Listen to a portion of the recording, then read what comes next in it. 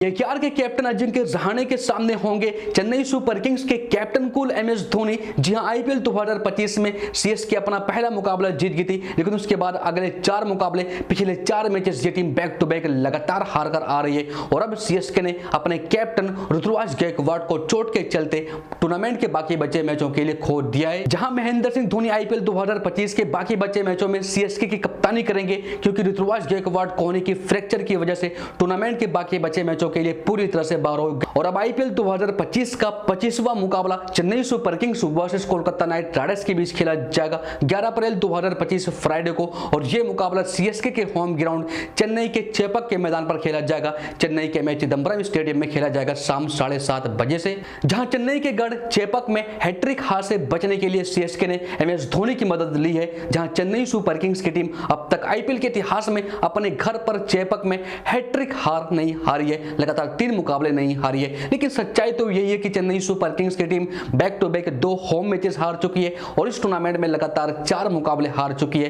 क्या एमएस धोनी की कप्तानी में चेन्नई सुपर किंग्स का कमबैक होगा? क्या चेन्नई कमबैक सुपर किंग्स बनेगी? अब अगर इस मैच में टर्न होता है तो फिर केकेआर से नारायण और वरुण चक्रवर्ती जबरदस्त गेंदबाजी कर सकते हैं और सीएसके से नूर अहमद और बाकी के स्पिनर। अब चेन्नई सुपर किंग्स की टीम को बस एक बात की राहत मिल सकती है कि केकेआर का भी प्रदर्शन अब तक आईपीएल 2025 में अच्छा नहीं रहा है। जहां डिफेंडिंग चैंपियन केकेआर ने अब तक शुरुआती 5 मुकाबलों में मात्र 2 ही मुकाबले ये टीम जीत पाई है और 3 मैचों में इस टीम को हार का सामना करना पड़ा है। लेकिन निश्चित रूप से अभी की स्थिति में केकेआर की बल्लेबाजी कहीं ज्यादा मजबूत दिख रही है चेन्नई सुपर किंग्स की बल्लेबाजी से। अब जहां एक तरफ चेन्नई सुपर किंग्स की टीम है जो फिलहाल पॉइंट्स टेबल पर सबसे नीचे 9वें पायदान पर है, तो वहीं कोलकाता नाइट राइडर्स की टीम अंक तालिका में फिलहाल 6ठे पायदान पर है। जहां इस सीजन केकेआर के लिए आंद्रे रसल अच्छा प्रदर्शन नहीं कर पाए, तो वहीं नारायण भी उम्मीदों पर खरा उतर नहीं पाए हैं। इसके अलावा जहां केकेआर की बल्लेबाजी और स्पिन डिपार्टमेंट काफी अच्छा दिख रहा है, लेकिन इनकी फास्ट बॉलिंग असरदार नहीं दिख रही है। एक मुकाबला छोड़ दिया जाए तो फिर केकेआर की फास्ट बॉलिंग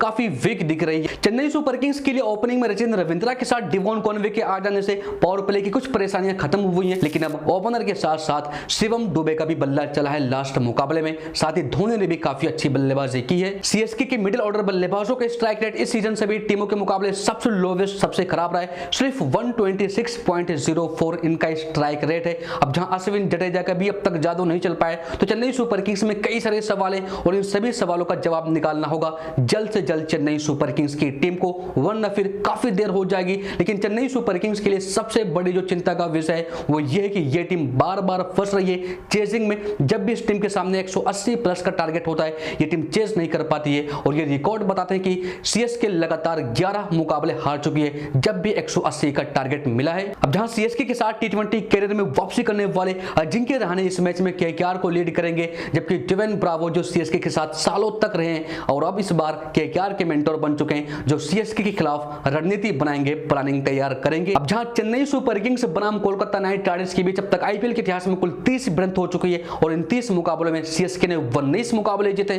और केकेआर की टीम को मात्र 10 ही मैचों में जीत मिली है और एक मुकाबला नो रिजल्ट रहा है। तो यहां पर हेड टू हेड रिकॉर्ड्स में चेन्नई का पलड़ा काफी ज्यादा भारी दिखाई दे रहा है।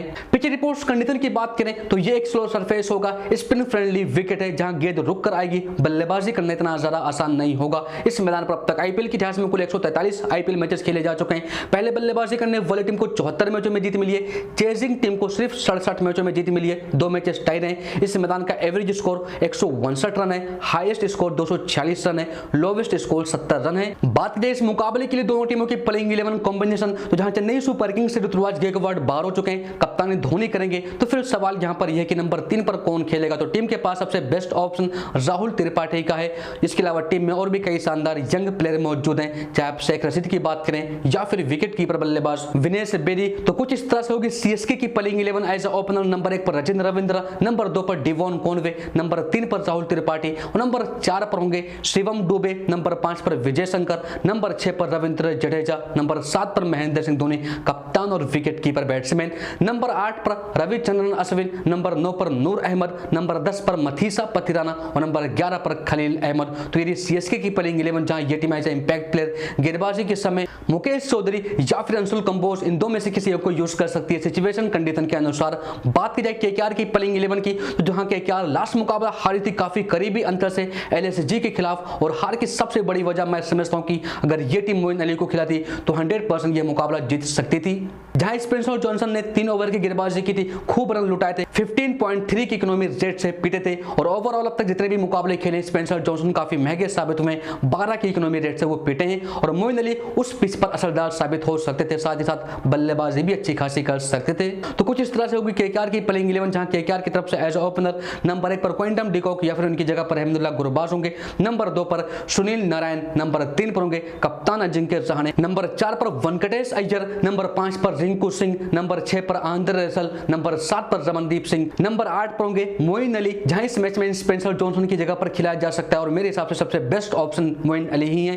बात करें नंबर 9 की, तो नंबर 9 पर हर्षित राणा होंगे, नंबर 10 पर वरुण चक्रवर्ती और नंबर 11 पर वैभव अरोरा। तो ये केकेआर की प्लेइंग 11, जहां ये टीम बल्लेबाजी के समय एज ए इंपैक्ट प्लेयर अंकुरित रघुवंशी को यूज कर सकती है। बात करें इस मुकाबले की मैच विन प्रेडिक्शन की, क्या आखिर मुकाबला कौन सी टीम जीत सकती है, तो मुझे लग रहा है कि यह मुकाबला चेन्नई सुपर किंग्स की टीम जीत सकती है। लगातार 4 मुकाबलों के बाद, लगातार 4 हार के बाद यह मुकाबला फाइनली सीएसके की टीम जीत सकती है।